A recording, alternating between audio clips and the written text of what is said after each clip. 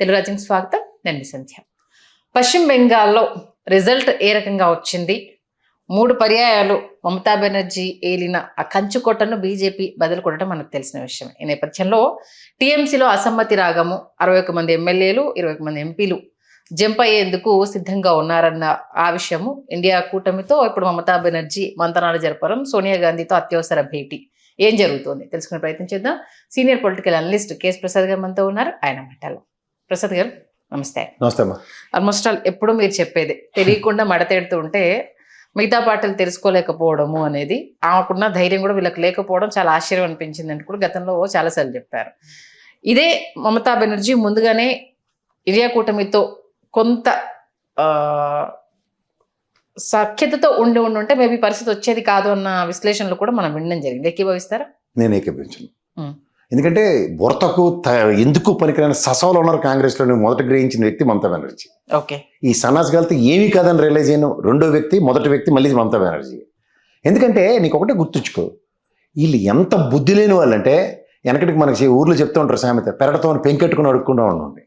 ఇవాళ తమిళనాడు ఎత్తుపోయింది, ఏదో ఆయన జాలి దయ కనికారంతో అక్కడ తగలడ్డారు పేరుకు మాత్రమే. అక్కడ కేరళ బ్రహ్మాండమైన కమ్యూనిస్ట్ పార్టీని తగలబెట్టుకున్నారు.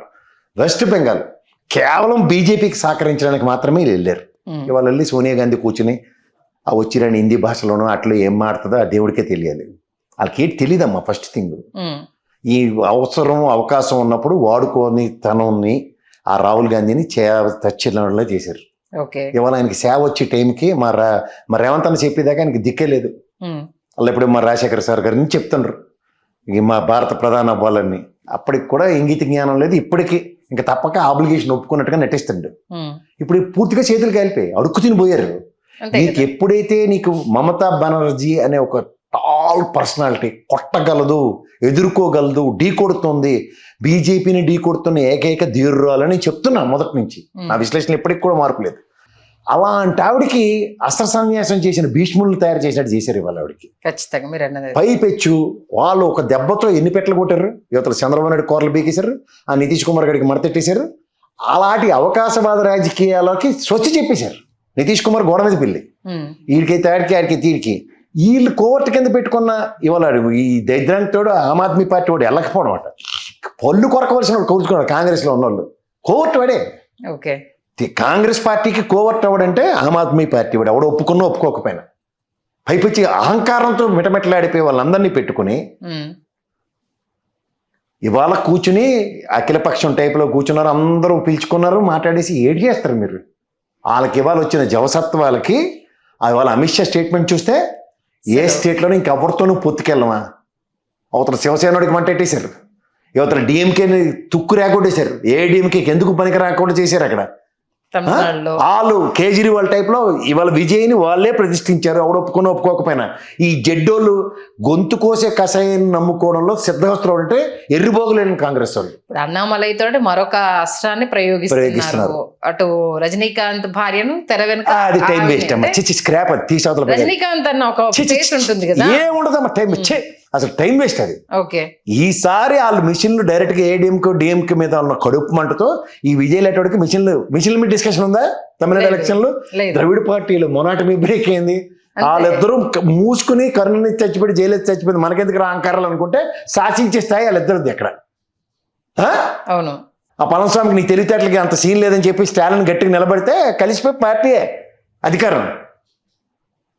తెలివి తక్కువతోనే ఇంకా కాంగ్రెస్ ఏర్పడ్డ బీజేపీ అంటే దేవుళ్ళు ఆడకుండా వాళ్ళ స్వతంత్ర ప్రతిపత్తిని ద్రవిడ పార్టీలు నిలబెట్టుకుంటే ఎవడు లేడు అక్కడ.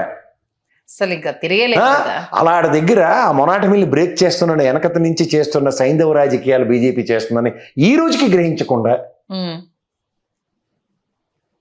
ఎవడికి ఉపయోగపడిన వాళ్ళందరినీ కూర్చోబెట్టి అందులో వాళ్ళ ములాయం సింగ్ యాదవ్ గారు అబ్బాయి ఒకటే పనికొచ్చినాడు, అఖిలేష్ యాదవ్. ఇవాళ ఇక గుడ్లో మెల్లన్నట్టు ఆ మమతా బెనర్జీని కూర్చోబెట్టుకున్నాడు. ఎందుకు ఆవిడకి మొత్తం జవసత్వాలని తీసేసిన తర్వాత పార్టీ తను పట్టులో ఉన్నప్పుడు పట్టుకుంటుంటే వేరేలా ఉండేది. ఫైట్ ఎలా ఉంటుందమ్మా? ఇవాళ సగం చెడగొట్టింది ఆ ఎస్ఐఆర్ అయితే మిగిలిన దరిద్రం అంతా ఈ కాంగ్రెస్ ఎప్పటికీ ఉపయోగపడిన కమ్యూనిస్ట్ పార్టీలు వెళ్ళి అక్కడ తగలడ్డారు. ఇప్పుడు టీఎంసీ ఉనికి కూడా ప్రశ్నార్థకమైన రోజుల్లో లేదు. ఇంకా ఎందుకంటే తనకు వారసులు ఎవరు మా లేకపోవడం. ఉద్ధవ్ థాకరే ఉన్నాడు అక్కడ ఏటి చేయడానికి పుష్ప వికారంలో నిలబడమే. కానీ ఫైటింగ్ స్పిరిట్ ని మెచ్చుకోవచ్చు అని ఐఎమ్ నాట్ డినైంగ్ హియర్. ఇప్పుడు నీకు అంటుంది ఏంటంటే Seriously. ఆవిడ దగ్గర ఉన్న శక్తి యుక్తులన్నింటినీ నిర్వీర్యం చేసేసిన తర్వాత ఏం లాభం అంటాను. ఇప్పుడు ఉపయోగం ఇప్పుడు ఒక లేదు. స్ట్రాంగెస్ట్ అపోజిషన్ కింద ఉంది 80 సీట్లతో అనుకుందాం. అక్కడ దాన్ని నిర్వీర్యం చేసేసారు. ఇప్పుడు పార్లమెంట్ లో ఆవిడ గెలిచిన పార్లమెంట్ స్థానాలు లాగేసుకున్నారు. ఇప్పుడు బలం లేకుండా అయిపోయింది కంప్లీట్ గా. ఇప్పుడు ఆమెను మీ వైపు ఇప్పుడు మీరు జాగ్రత్తగా గమనిస్తే 12 స్థానాలు డిఫరెన్స్. ఇవాళ ఆ హ్యూజ్ గ్యాప్ ఎంత పెంచేశారు. డబుల్ అయిందిగా. సో ఇవన్నీ చూస్తున్నప్పుడు ఎవరు మీకు చెప్తున్నా ఐడియాలు ఇది ఎప్పుడు చేయాలి. ఇది అఖిలపక్షం నడిది. ఇవాళ మీరు నిన్న పెట్టుకున్న దిక్కుమాల meeting west Bengal elections Tamil Nadu elections ముందు ఒక స్ట్రాటజీ. వీళ్ళందరి దగ్గర ముష్టి ఎత్తుకుని నువ్వు ఇస్తావా అవకాశం నువ్వు ఇస్తావా అని దేవుళ్ళాడి నా కాంగ్రెస్ ఓడంటారు. నాకు అర్థం కాదు. ఒక స్టేట్ 5 స్టేట్లు ఎలక్షన్ పెడితే ఒక స్టేట్ ముష్టి వేస్తారు బీజేపీ అని తెలిసిపోయింది రాహుల్ గాంధీకి. ఆ ముష్టి ఈసారి కేరళ వేస్తారని తెలుసుకుని ఇదేంటి నా మిత్రుడు నాతో ఉన్న ఐఎన్డీఏ కూటమి వాడు ఆ స్టేట్ వద్ద ఇంకో స్టేట్ అడుక్కోవడం రాని కాంగ్రెస్ వాడు. నువ్వు గమనించవా ఇది. ఇవాళ నీకు ఒక దెబ్బకి ఎన్ని పెట్లు పడ్డాయి. అవతల వెస్ట్ బెంగాల్ ఎత్తుకుపోయింది, యువతల బీహార్ ఎత్తుకుపోయింది, యువతల ఆంధ్రప్రదేశ్ కూడా బిక్కుబిక్కులాడే పరిస్థితి వచ్చింది. ఎందుకు అవసరం లేదు నువ్వు ఇప్పుడు సపోర్ట్ ఏముంది. ఇంకా అక్కడ డబ్బులు వచ్చిన తర్వాత మీతో ఏం పని. ఇంకా వెస్ట్ బెంగాల్ నుంచి ఇప్పుడు 16 మంది 20 మంది ఏమో లైన్ లో ఉన్నారు. 20 మంది అయిపోయింది. ఇంకా నీతో ఇంకేం సపోర్ట్. ఇంకా రేపు నువ్వేం తల పొగిరిసినా ఇంకా అవసరం లేదే. నీతో మాకు దోస్తాను అవసరం లేదు. మాకు రావాల్సిన సపోర్ట్ మాకు వచ్చేసింది. నువ్వు దేహి అనుకుంటూ రావాల్సిన తప్పితే నేను నీ దగ్గర రావాల్సిన అవసరమే లేదు. ఇంకేముంది. ఇంకా పట్టు కోల్పోతున్నట్టే కదా. ఓవరాల్ గా ఈ సినారియోలో ఇవాళ దేశ రాజకీయ ముఖ చిత్రాన్ని మార్చే నేపథ్యం ఎవరి దగ్గర లేదు. ఇంతో నేపథ్యంలో మమతా బెనర్జీని కూడా చేజేట్లరా నిర్వీర్యం చేశారు. ఇంకా మిగిలింది ఏముంది. ఒకప్పుడు శివసేన పార్టీయో ఇలాంటి ఒక స్ట్రాంగెస్ట్గా ములాయం సింగ్ యాదవ్ గారి పార్టీ, లేదంటే అక్కడ వెస్ట్ బెంగాల్లో తృణమూల్ కాంగ్రెస్, ఇక్కడ స్టాలిన్ గారు, లేకపోతే ఏఐడిఎంకే ఇలాంటివన్నీ మాట్లాడే వాళ్ళం. ఏం మాట్లాడుతుంది ఇప్పుడు ఎవడన్నా. అప్పట్లో కేసీఆర్ వేసిన అడుగు అంత స్ట్రాంగ్ వేయలేదా సార్? వీళ్ళందరినీ కొంత బీఆర్ఎస్ చేసిన తర్వాత తప్పు అని ఆయన అనలేము. ఎందుకు అనలేమంటే ఒక ప్రయత్నం ఉన్నది ఎక్కడో దగ్గర మొదలకపోతే ఎవడు సహకరించారు ఆ టైంలో. అప్పుడు నితీష్ కుమార్ అండ్ కేజ్రీవాల్ గారు ఇద్దరే మడతెట్టారు ఆయనకి. వాళ్ళిద్దరు కదా జుట్లు బీక్కుని చచ్చారు అక్కడ ఆ స్టేజ్ మీద. అవును. నితీష్ కుమార్ ఆ తల తోక ఉండదు ఎప్పుడు అలాగే పోయాడు అక్కడ. ఇప్పుడు కనుక ఆ సపోర్ట్ కి వీళ్ళందరూ ఇది చేసి ఉంటే మేబీ బీజేపీకి ఇప్పుడు ఇంత ఇది ఉండకపోయేది కదా. నీకు ఒక స్ట్రాంగెస్ట్ పీపుల్ లైక్ కేసీఆర్ గారు కానీ, లేకపోతే మమతా బెనర్జీ గారు కానీ, లేకపోతే స్టాలిన్ లాంటి వాళ్ళు ఆ కాంగ్రెస్ లో ఉన్న దమ్మిడి పనికిరాలను ఒకటి నమ్మరు. వాళ్ళు వేస్ట్ క్యాండిడేట్లు, స్క్రాప్ అది.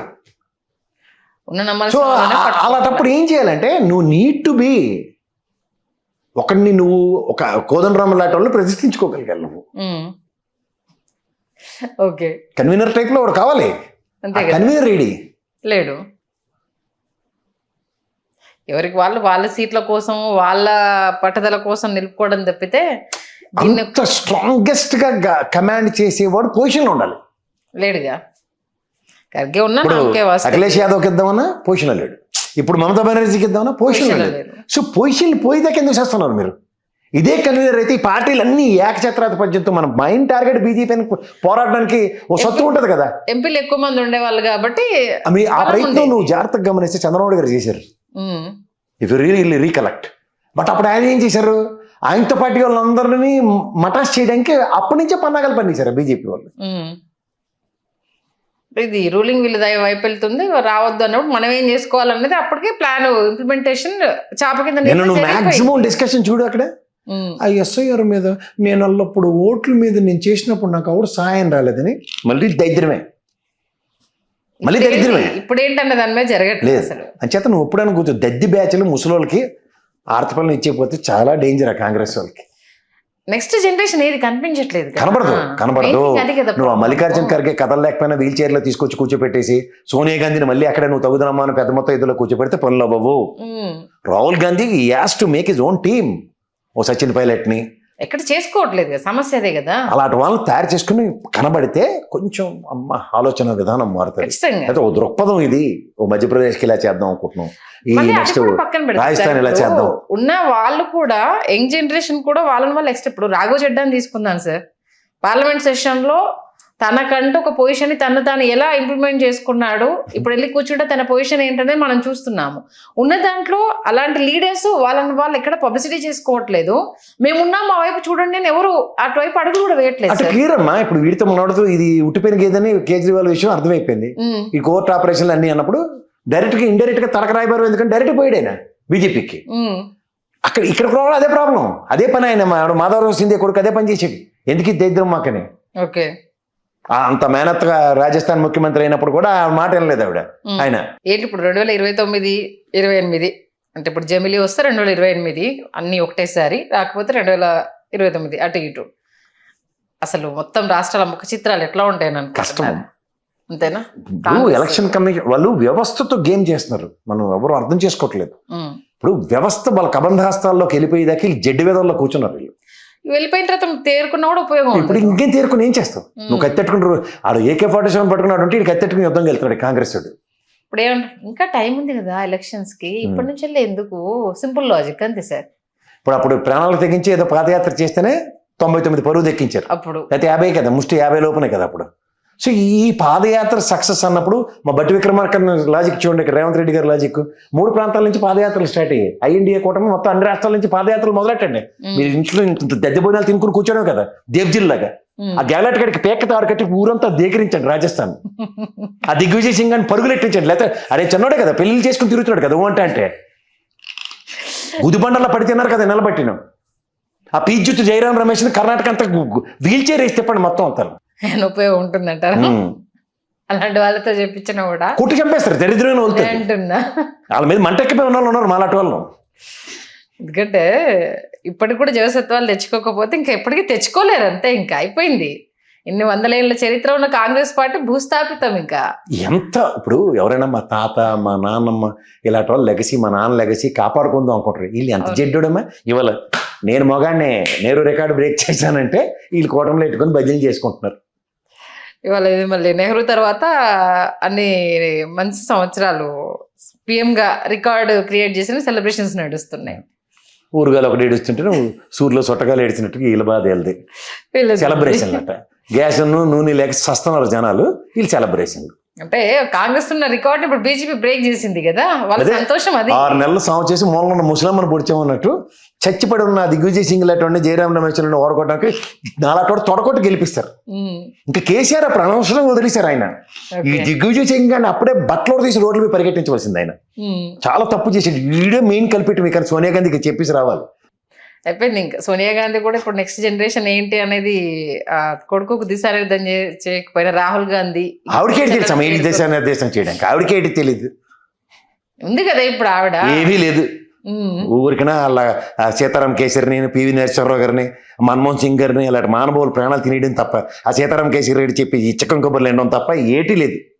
దేవుళ్ళటి మనుషులు ఇద్దరు మన్మోహన్ సింగ్ గారిని అండ్ PV నరసింహారావు గారికి షాప్ పెట్టిన వాళ్ళు ఉసురులు ఉత్తునే పోవాలి. అంతే కదా, అనుభవిస్తుంది ఇప్పుడు. అది అనుభవించి మనం చూద్దాం. ఇప్పటికైనా తేరుకునే అవకాశం చూస్తుంటే. తేరుకోరు, నువ్వు ఆ భ్రమంలో ఉండకు.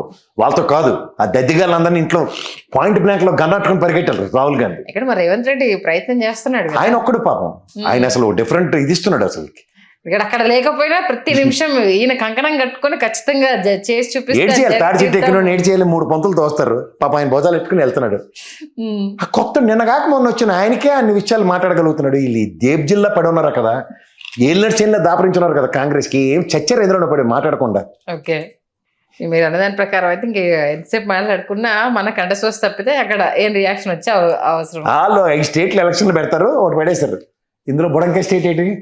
అక్కడి నుంచి ఏంటి ఉపయోగం లేదు. మా అయితే 1-2 రాజ్యసభ వస్తాయి, అలాంటి ఒకటి ఇచ్చిస్తే ఒక్కటి గెలిచావు సెలబ్రేట్. దాంట్లో కూడా మళ్ళీ జుట్లు పంచాయితీ ఏ ముసలుడికి ఇవ్వాలని. ఇప్పుడు కర్ణాటకది జరగట్లా. మంచి స్టేషన్ అందించారు. Thank you sir.